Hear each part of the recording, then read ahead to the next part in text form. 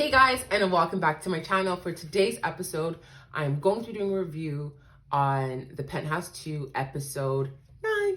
So I literally just finished the episode and my mind is like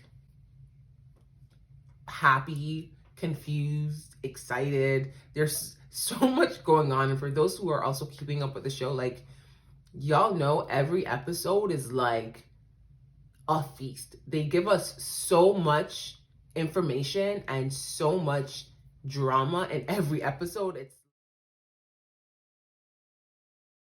So let me start with a quick recap of episode 9. Here we go. So in episode 9, we start off the episode with Logan Lee and Uyun Hee trying to convince Naego, who is, I believe, Chim Soo-yeon's long-lost twin and the parent of the twins. They're trying to convince her to join their side in taking down Ju Dante.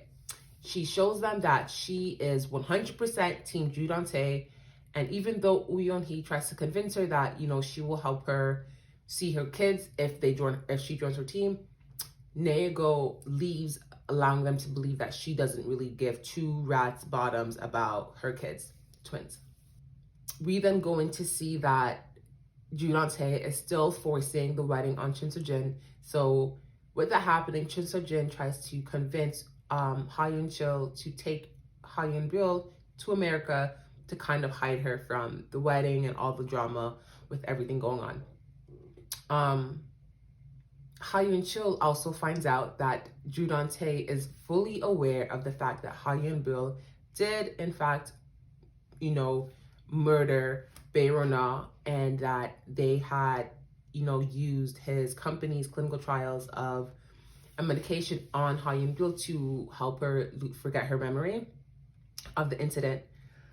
And so when Ha Yoon-chul is on his way to the airport with Ha Yoon-bil, they get pulled over because of Ju Dante, and Ha Yoon-chul gets arrested for being a suspect in the murder of Bae-ro-na, as the high school security, Mr. Park, has now confessed and retracted his statement and confessing that Ha Yoon-chul actually paid him to confess.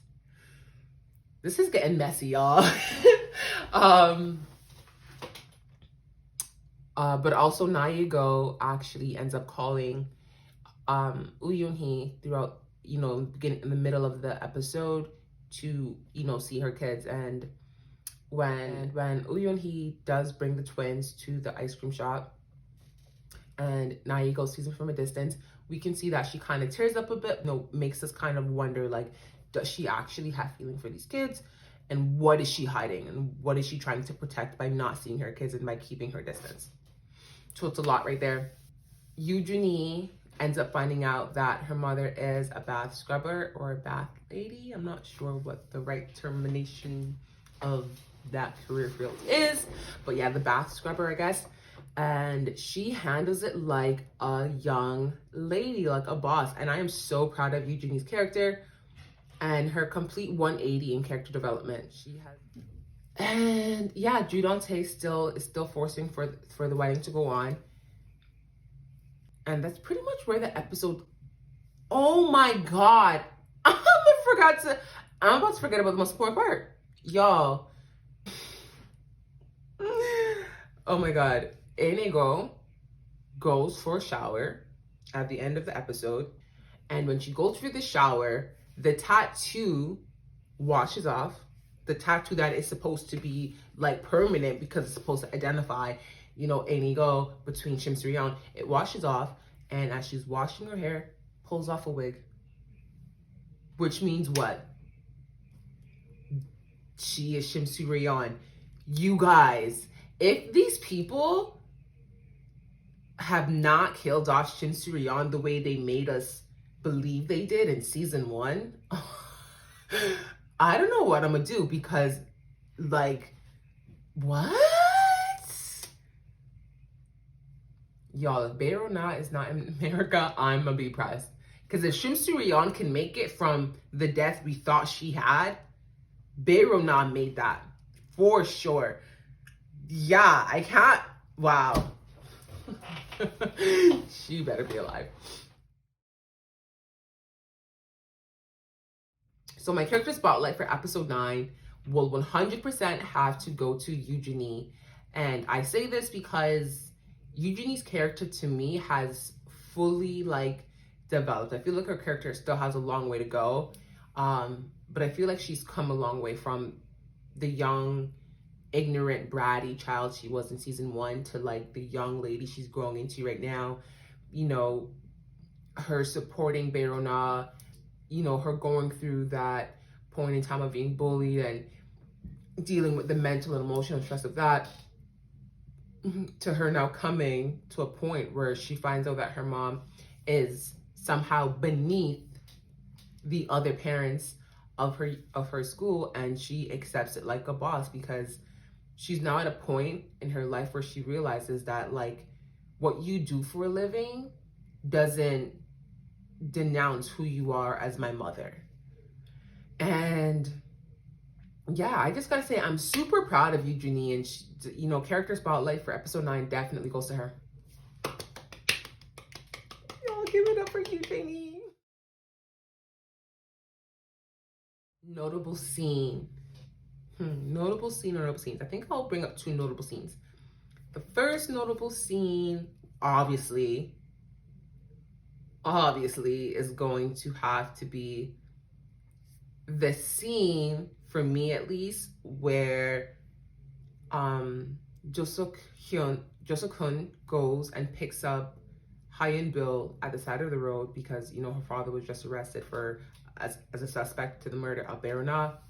And he goes and picks up Hyun Bill, and on their drive back to the penthouse, they get into a little stumble where he kind of jerks his motorcycle and her head hits the back of his head, and she now remembers the fact that she murdered Berona, which, like, I'm so happy it happened so quickly because we all know that Jisoo-kun only started flirting with her and like becoming her like lover boy 2 episodes ago to somehow get her to remember that she murdered Berona. And I'm happy that he doesn't have to go on with this charade anymore and continue on his, you know, on his path to loving only Berona. So she remembers, and I'm so happy. And we're gonna see what happens in, you know, episode 9. A second notable scene for me, which was like weird because I started having like, you know, emotions towards a character I have detested for the last season and, you know, majority of this new season, Chun So Jin. And it is literally the last scene of episode 9 where she is standing at the altar with Judante, and literally as she is crying in, you know, pain for having to marry this psychopath, she speaks, you know, I guess in her mind, that she is sorry to Hyun Chul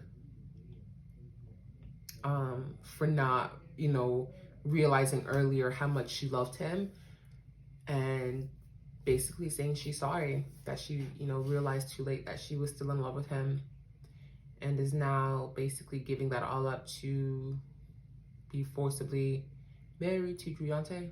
And she cries, and like it was one of those moments where I wanted to cry for her, and I had to check myself, like, she don't deserve my tears because she did that to herself. Like, I know low-key I need to get over this like vendetta, this personal vendetta I have with Chun So Jin because it's ridiculous.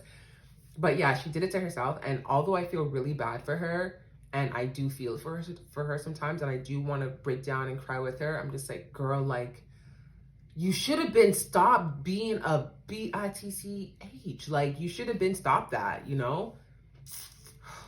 But I do feel bad for her. But, you know, karma gonna get you when karma gonna get you. Okay, and that is it for episode 9 of the Penthouse season 2. I hope you guys enjoyed, and